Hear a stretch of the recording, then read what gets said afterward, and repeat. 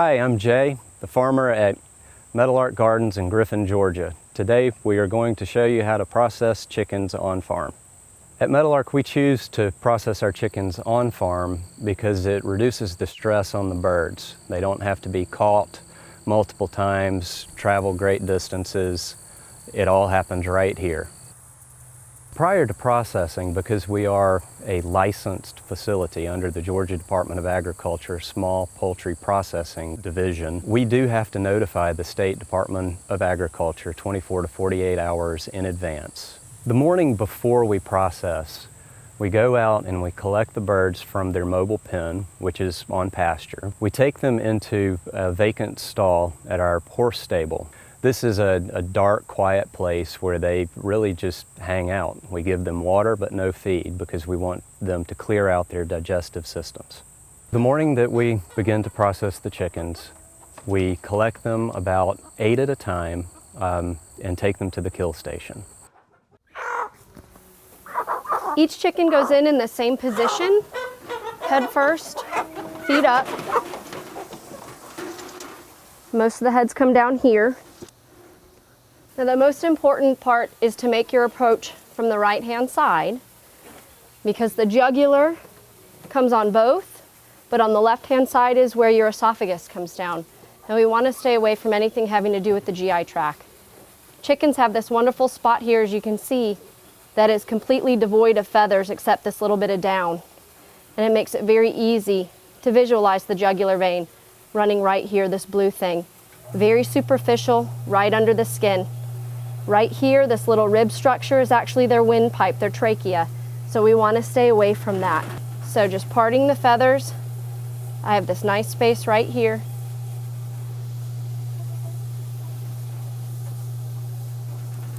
And one cut is all it takes. I hold the head for just a minute to make sure that we've got adequate flow and we're not making a big blood clot, a hematoma. So as you can see, most of these birds are pretty quiet. Putting them upside down really relaxes them.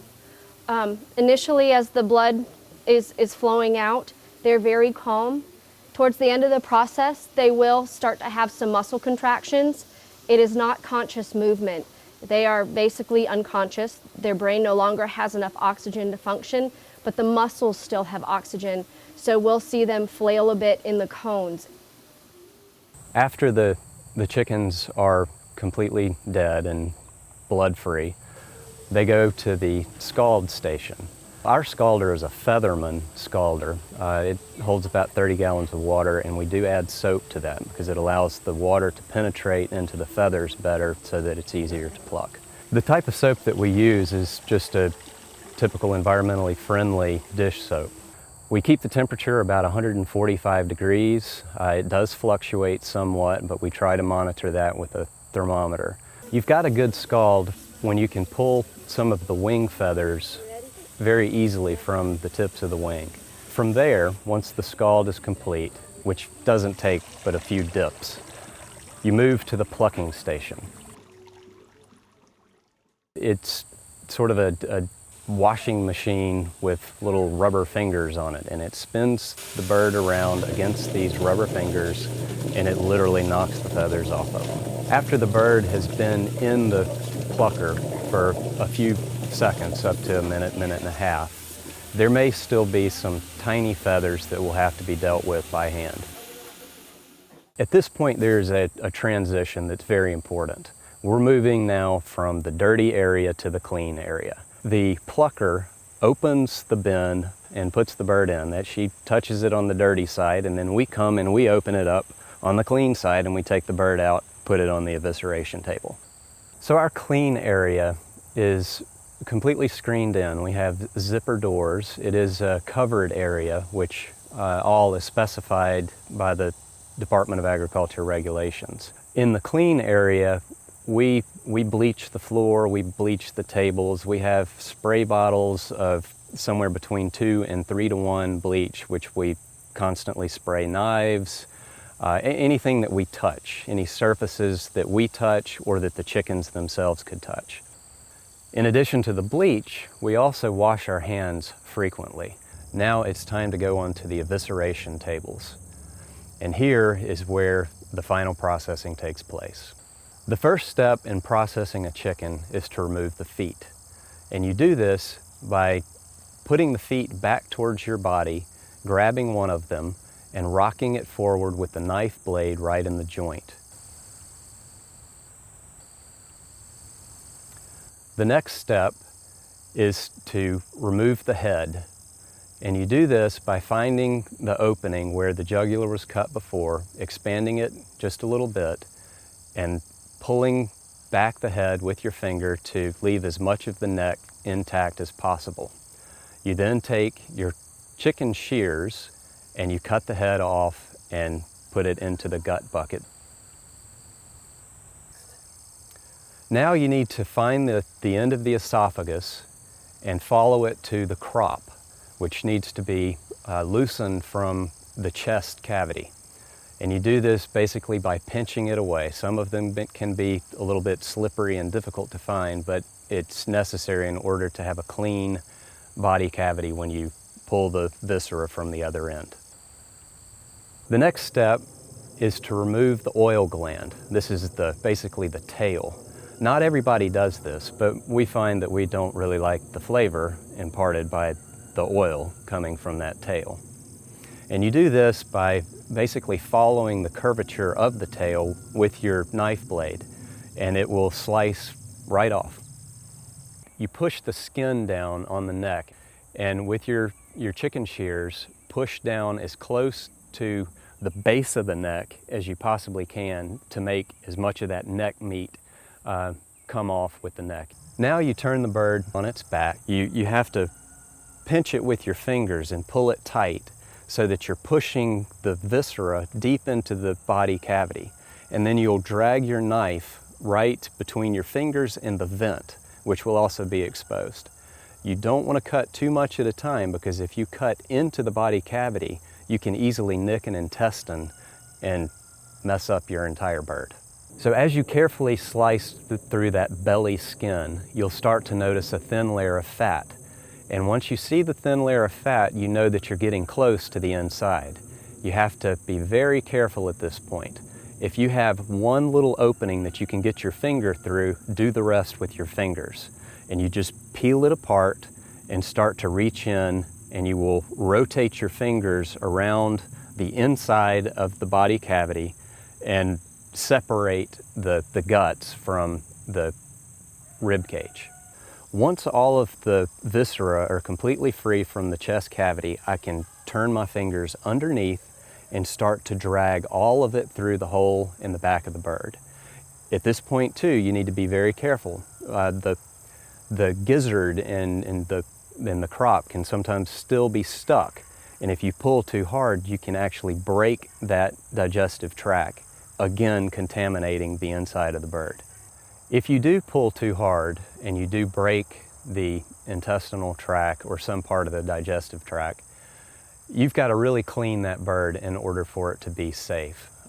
This rarely happens, but when it does, a lot of times that bird has to be separated out from the rest. It can't go into the chill tank, and it will not be a saleable bird. If you've done a good job of separating the guts from the cavity wall on the inside, then they should come out easily, all in your hand, beautifully arranged, and you can just pull them back, pull the intestine all the way back, not too tight, but just so that it pulls the gut pile back away from the vent, and then you do a little J cut underneath the vent, so you are never nicking, cutting, or anything the intestinal tract. The digestive tract stays intact the entire time. Now it's time to remove the lungs. Everything is out of the chest cavity except the lungs, and you might reach in there and say, where are they? They sort of fit into the rib cage, so you have to move your fingers around and dig into the ribs to pull it out, and they'll come out one at a time. Our license allows us to sell whole frozen birds at market only. So in our case, all of the offal, hearts, livers, lungs, everything goes into the offal bucket and will be composted later. So the final steps are to thoroughly clean the inside and outside of the chicken And then we do a leg tuck. We make an incision in the breast skin and actually bend the drumsticks up through it so it makes a neater presentation. So now that the bird is clean, the legs are tucked, it's ready to go in the chiller.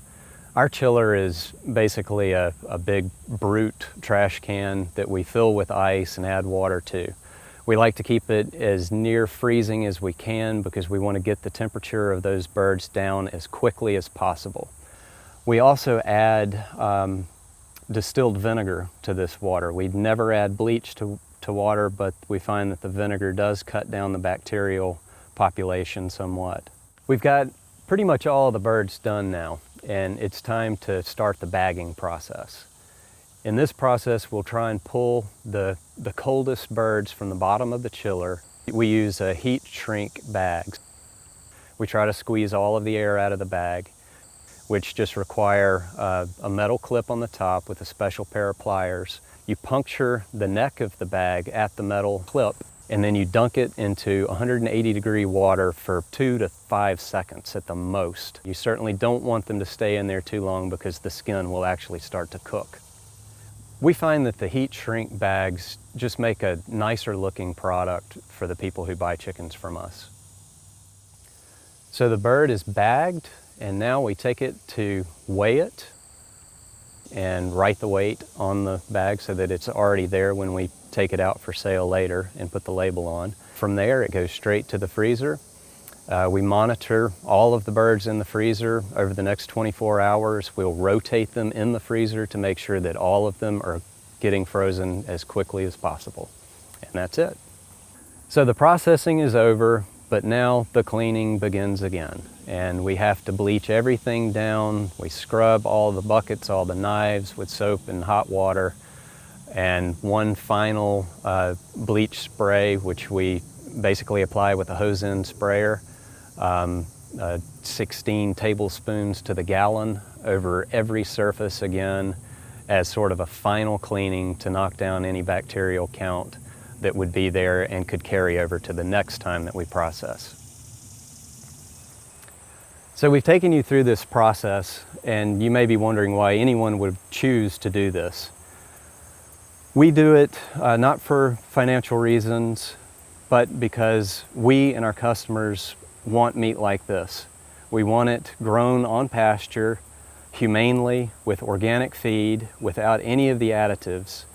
And this farm and farms like ours is the only place you can get it.